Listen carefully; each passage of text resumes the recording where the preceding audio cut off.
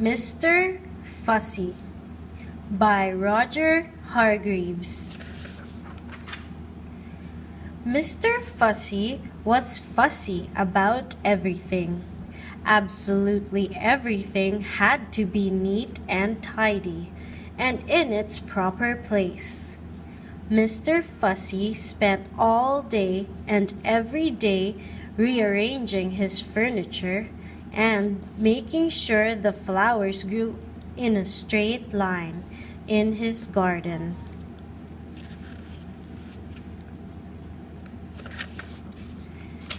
And trying to find specks of dust where there couldn't possibly be specks of dust, because he spent all his time making sure there weren't any specks of dust.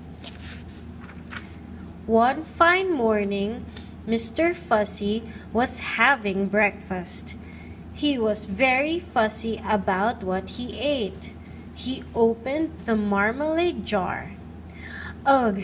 he exclaimed, "it's got bits in it."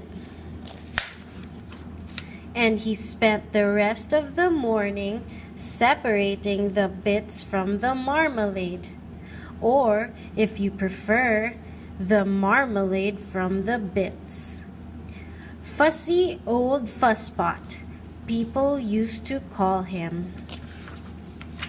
Then Mr. Fussy went out into his garden and spent the rest of the day straightening out all the blades of grass on his lawn. Fussy old Fusspot. That evening, Mr. Fussy was in his kitchen, ironing his shoelaces, when he heard a crash outside. "What's going on?" he murmured to himself and hurried outside to investigate. There, with a broken garden gate in one hand, an old battered suitcase in the other, and a sheepish grin on his face, stood an untidy person. Mr. Clumsy. "Whoops," he said, holding up the garden gate. "It came off in my hand." "Who?" spluttered Mr. Fussy, looking at his garden gate. "Are you?" "I'm Mr. Clumsy," replied the untidy person, grinning, and he stepped forward to shake Mr. Fussy's hand, but tripped and fell on the lawn. "My grass!" cried Mr. Fussy. "My straight grass! You've bent it!" And he got down on his hands and knees and started straightening the grass. "But who are you?" he asked over his shoulder. "And why are you here?" "I'm your cousin," replied Mr. Clumsy. "Your long-lost cousin from Australia. I've come to visit."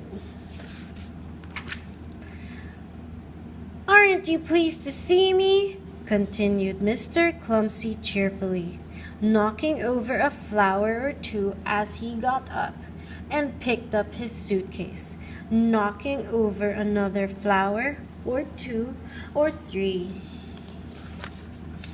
Mr. Fussy, quite obviously, wasn't pleased to see him. "You'd better come in," he muttered. "I say," remarked Mr. Clumsy, looking through the front door of Mr. Fussy's house. "I say, what a neat little place you've got here." And he stepped inside and tripped over his shoelaces. He often does. And knocked over a chair and dropped his suitcase and fell in an untidy heap on the floor. "Whoops," he said. Mr. Fussy shut his eyes and heaved a sigh and groaned silently to himself. The end.